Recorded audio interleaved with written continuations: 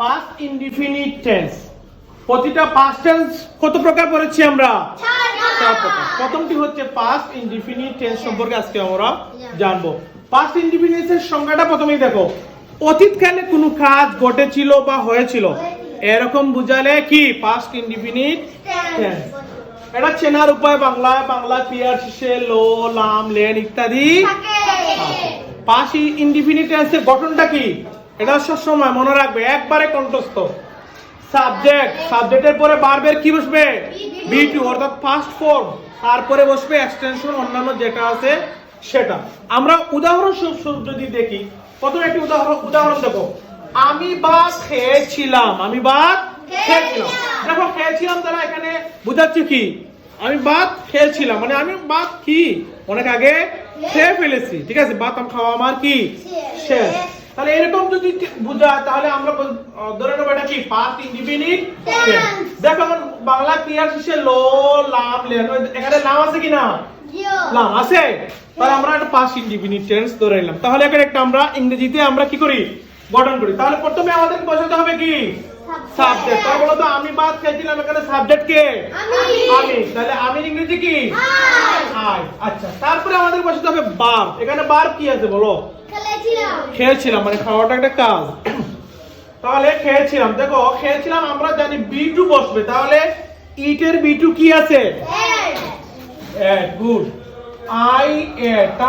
তাহলে বাকি থাকলো কি? রাইট। I ate rice. আমি ভাত খেয়েছিলাম। আমরা কি বুঝতে পারছি? আচ্ছা, 2 নম্বর সেন্টেন্সটা দেখি। সে স্কুলে গিয়েছিল।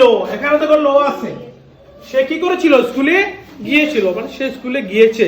কাজটা অতীতকালে কি হয়েছে? শেষ হয়ে গেছে। তাহলে দেখো এখানে আমরা এটা পাস্ট ইনডিফিনিট টেন্স, ঠিক আছে?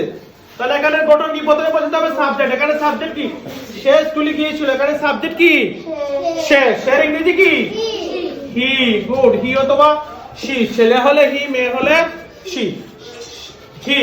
আচ্ছা, তারপরে এখানে ভার্ব এখানে কি আছে বলো? গিয়েছিল, ঠিক আছে? তাহলে যাওয়ার ইংরেজি কি? রে? গো। কিন্তু আমাদের নিয়ম বলতেছে এখানে গো হবে না, ভার্বের বি2 হবে। তাহলে ভার্বের বি2 মানে পাস্ট ফর্ম কোনটা? ওয়েন্ট। তাহলে হি ওয়েন্ট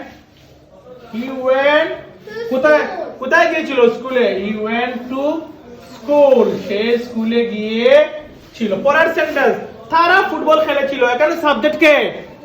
দেখো তারা ফুটবল খেলেছিল মানে তারা ফুটবলটা কি করেছে? অতীতকালে খেলেছে, ঠিক আছে? তাহলে এখানে সাবজেক্ট কি আছে বলো?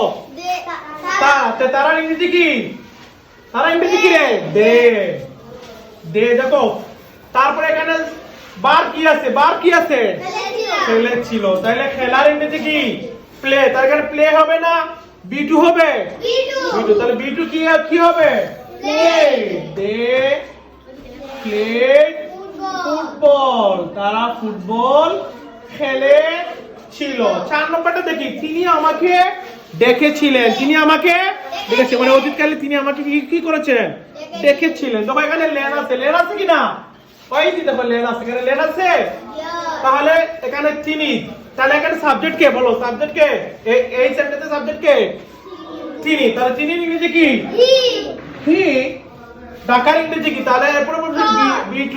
ঢাকার ইংরেজি হচ্ছে কল। ঢাকার ইংরেজি কি? কল। তাহলে এখানে কল হবে না কল্ড হবে? কল্ড। He called. আর আমাকে ইংরেজি কি?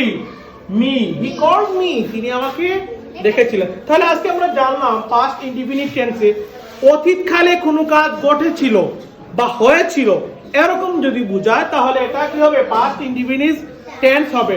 আর পাস্ট ইনডিফিনিট টেন্সের গঠন হচ্ছে প্রথমে সাবজেক্ট বসবে, সাবজেক্টের পরে যে ভার্বটি বসবে ভার্বের বি2 অর্থাৎ ফার্স্ট ফর্ম বসবে, তারপরে অবজেক্ট বা অন্যান্য যেটা থাকবে সেটা বসবে।